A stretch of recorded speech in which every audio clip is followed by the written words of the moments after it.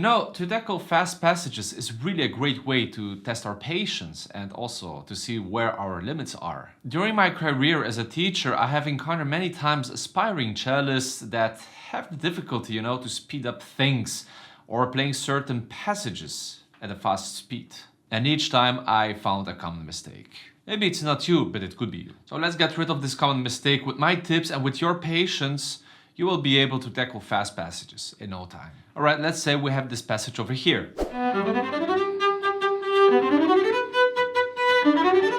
See kids, that's why you have to play your scales, because it will make life easier playing the certain passages like this one. But alright, let's start. So of course we all know this saying, if you can play it slow, we can play it fast. Yeah, maybe, but in this case it's not always true. So what is happening often? The cellist decides to practice slowly, all good and well, which is absolutely necessary to practice slowly. But he or she practices, you know, also with the slow motions in the hands and the fingers. Check it out.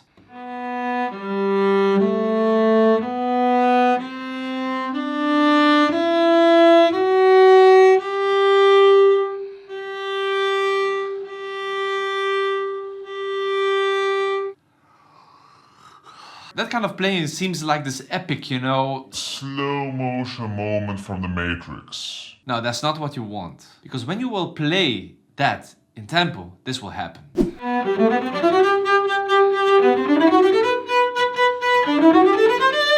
See, it's all over the place. There is no articulation, there is no vibrance in the sound, there's no clarity, there is absolutely nothing. So that's a problem. When you practice really slow motion, everything, then you can't get faster. Because the crispiness is losing, the activity in the fingers, everything, these little details, they all get lost. We need to have active fingers, they need to be alive and they need to be full of nerves. Let's take an example. Let's take a mouse, for instance. Take the mouse. It's like clicking it, right? So head over to the subscribe button over there, click on it, and that's it. You see? So when you click on it, puff, puff, you do it actively. You're not going to do it lame. Boom, boom. But obviously that's right hand. We want to do it on the left hand over here. So it's the same idea. Thanks, by the way. Also, a very important thing, we need to think ahead.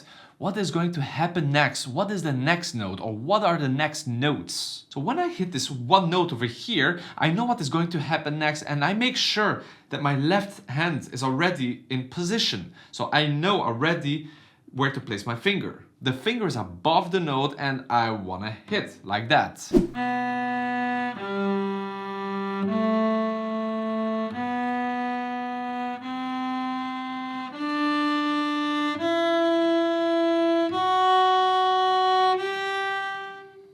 Look, I was just using this random example of the Haydn concerto. You can use this in any piece. What else do we have? Oh, Saint-Saëns' third movement from his cello concerto, that famous...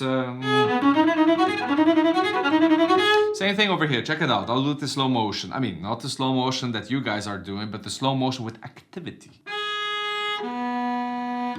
My finger is ready, do you see? Third finger.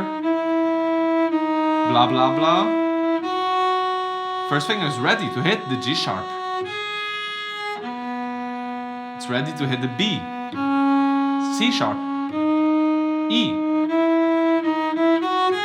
Anyway, so I know already what's going to happen next, and you should too. Good, so that was quickly about the left hand. Now, another thing you want to keep in mind is how much bow you should use when playing slowly. And that's actually a question I got, so now comes the chance to answer it. So here comes my answer. Please, I beg you, use the same amount of bow as you would play it in tempo. Because when you're gonna play with a huge amount of bow in tempo, this happens.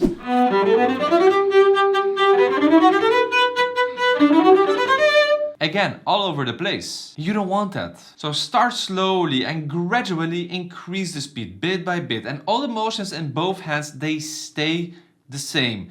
So don't get tricked. When you're gonna get faster, don't stress out. Always stay in position. Let's show here an example, again from the Haydn.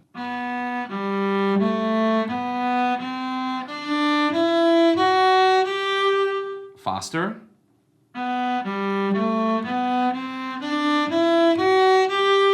See, I barely change anything in my right hand. Let's go a little bit faster. Also pay attention to my left hand, how active my fingers are. Faster. Okay, good. All fine and well. Let's say that you're able to play fast, but here we have another problem. It's not coordinating between the left hand and the right hand, so it's all over the place. They're not together. So what do we have to do? So for this, I also have a great method for you. And it always works. And that is working with rhythmical patterns. So let me use here a few examples, again in the scale.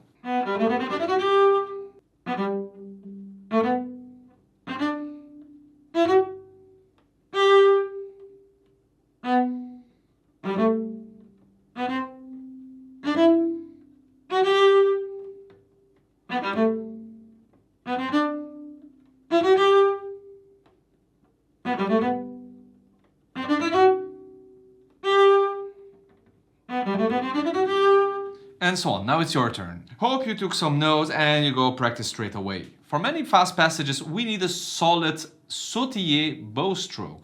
So if you're having problems with sautiller bow stroke, why not checking out this video over here? It can be very useful for you. Otherwise, you can enjoy some Bach music over here. Please subscribe if you're not subscribed yet. Hope you enjoyed this little lesson over here, and I'll see you in the next one. Bye bye.